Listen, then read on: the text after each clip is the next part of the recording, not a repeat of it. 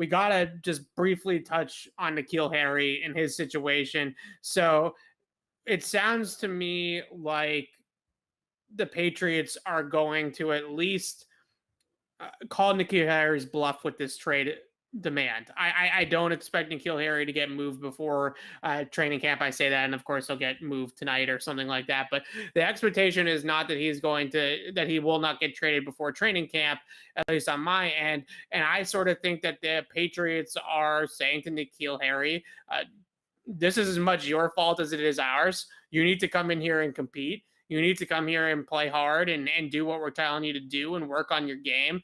And don't blame this all on us, right? Right. You're the first round talent. So I think that there is a little bit of a game of chicken going on here between N'Keal Harry and the Patriots.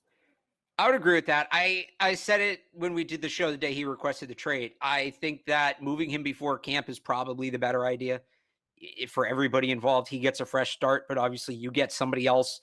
I just don't like the idea of having somebody in camp who has no purpose being there. And not all 90 guys need to have a shot at the roster, but you need 4 quarterbacks to make camp go because you just need that many arms. You need, 12, 13 offensive linemen to make camp go.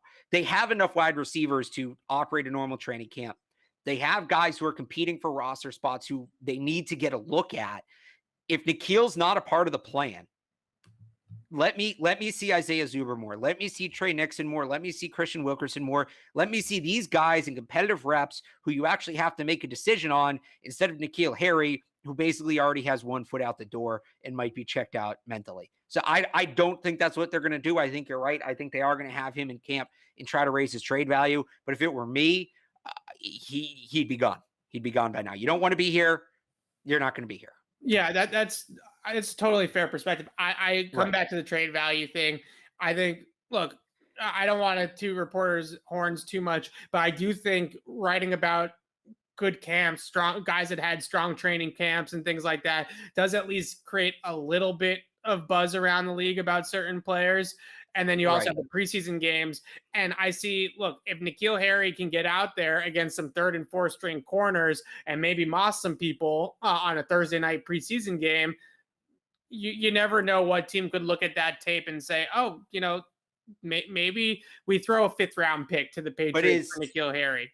Is bumping that pick up from a 6th to a 5th worth the reps you're taking away from other players? I don't know that it is. I think you could just as simply bump that up by saying, hey, call it a conditional 7th. And if he plays X amount of snaps, it'll be a 5th. If he plays X, it'll be a 5th. I would rather, if I'm the Patriots, take the risk, make it a conditional pick, and open up those reps for other players. I think there's a way to move that pick up. Like, let them evaluate him on their time.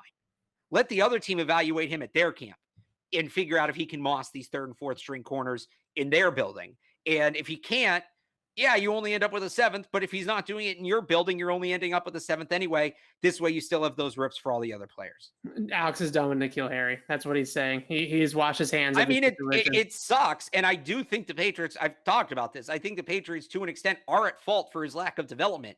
But I just, I believe that everybody should be in camp for a purpose. And I don't think potentially raising day 3 draft stock is enough of a purpose to use a 90-man roster spot on. I just don't believe that. Okay, so you got the top 3 guys, Myers, Bourne, Agholor. Yes. Gunnar Olszewski is obviously going to make the team as the 4th receiver or 5th receiver, whichever way you want to put him in the depth chart.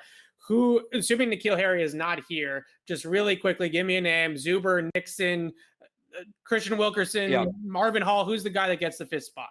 N'Keal can be here. I'm going with Zuber. I said before they announced it, I thought they were going to try to move him. I think it's Zuber. I think his special teams ability. I think his, kind of wild card offensive ability with the jet sweeps and stuff like that.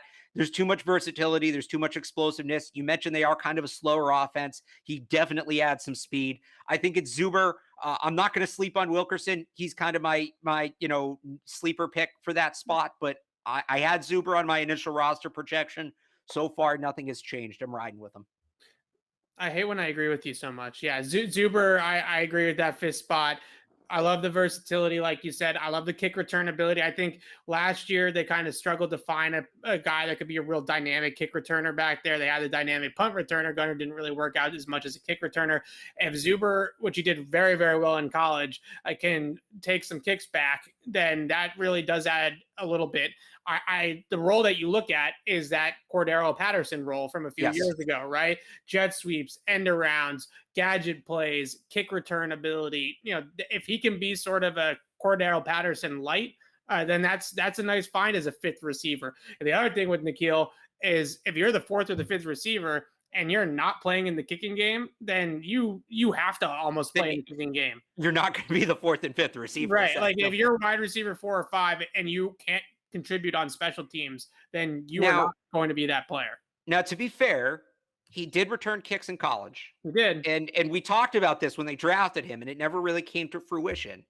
If he is going to stay and he does want to make the team, we talked about, the potential kick returners earlier, Zuber, Gunner, JJ Taylor. They let Kyle Duggar return some kicks last year. He was okay. I don't think they'll have him do it again, but he could. I think N'Keal has to factor into that conversation as well. Hey, this is comedian JL Covan, best known for his impression of Donald Trump. I'm going to be at City Winery in Boston for one night only, July 26th at 8 p.m. Hope to see you there.